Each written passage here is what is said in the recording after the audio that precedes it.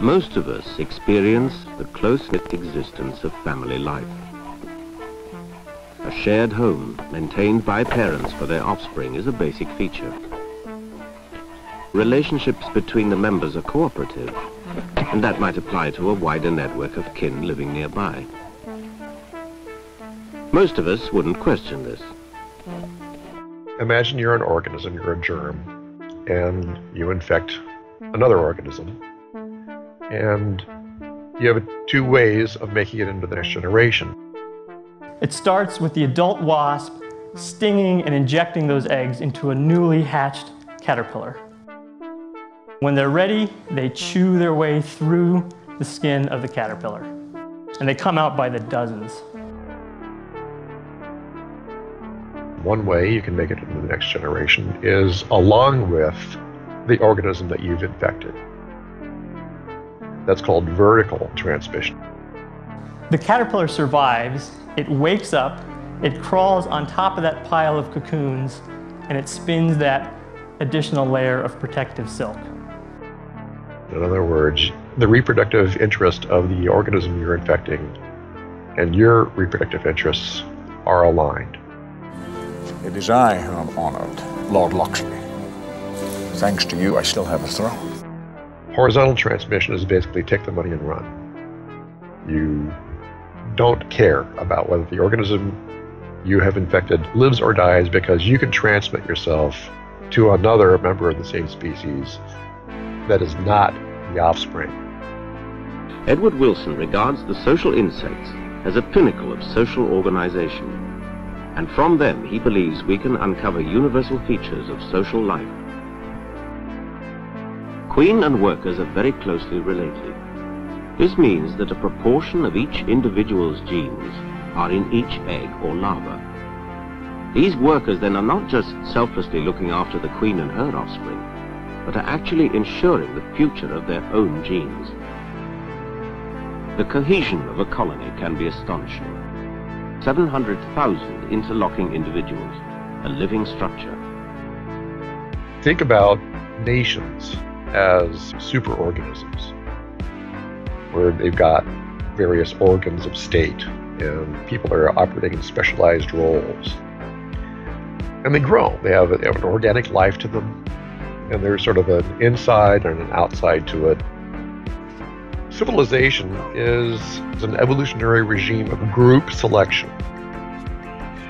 If you have two people ganging up on a third person and they win, that's group selection. Civilization really is based on that. Anyone here been in the army? There is no escaping conflict. Conflict is part of nature. Force is part of nature. Whatever comes out of these gates, we've got a better chance of survival if we work together. Do you understand? Whether it's direct, overt violence or violence of the state against the individual, group selection is war. It's group against group. The wool has been pulled over our eyes about the nature of civilization. This is one of the things that makes it so that particularly Northern Europeans are vulnerable to invasion by group-oriented cultures, such as the Jews, but not just the Jews. There are very few cultures in the world that have placed this kind of emphasis, on the biological emphasis on the individual. Will you remove your helmet and tell me your name? We have an instinct about fairness and individuality and elevating the individual as the vanguard of evolution that is not present in other cultures. And we have a difficult time even imagining other peoples being as group identified as they are, because it just doesn't come to us naturally. In fact, it comes to us almost as immorality. What is classical liberalism? It's a set of ideas that places the freedom of the individual as its central feature. The radical left type says they don't give a damn about you as an individual or about individuals at all. All ideologies are either individualist or collectivist. These are mutually exclusive perspectives that have no overlap. We have to understand that we are at war. Group selection is war. with the Jews, the way it works is you have a mercantile culture that tends to toady up to the central powers, the elites, the kings or whoever, and helps them centralize wealth and power. So it becomes hyper-centralized and becomes alienated from the people. With that much centralization of power and wealth comes the opportunity to be able to grab it and run. If you have a society in which the elites are becoming more and more alienated from the population because of the centralization of power and wealth, there's likely to be a revolt. And if there's enough perception about what's going on, and if Jews are involved in this, people are going to become, quote, anti-Semitic. This is my tribe who control Wall Street. Why would I be upset? These bullet ants are showing some worrying symptoms. Spores from a parasitic fungus called cordyceps have infiltrated their bodies and their minds.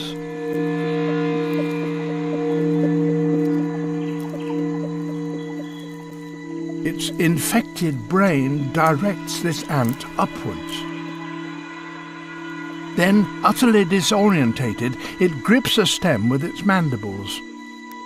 Those afflicted that are discovered by the workers are quickly taken away and dumped far away from the colony. It seems extreme, but this is the reason why. Like something out of science fiction, the fruiting body of the cordyceps erupts from the ant's head. It can take 3 weeks to grow, and when finished, the deadly spores will burst from its tip. Then, any ant in the vicinity will be in serious risk of death.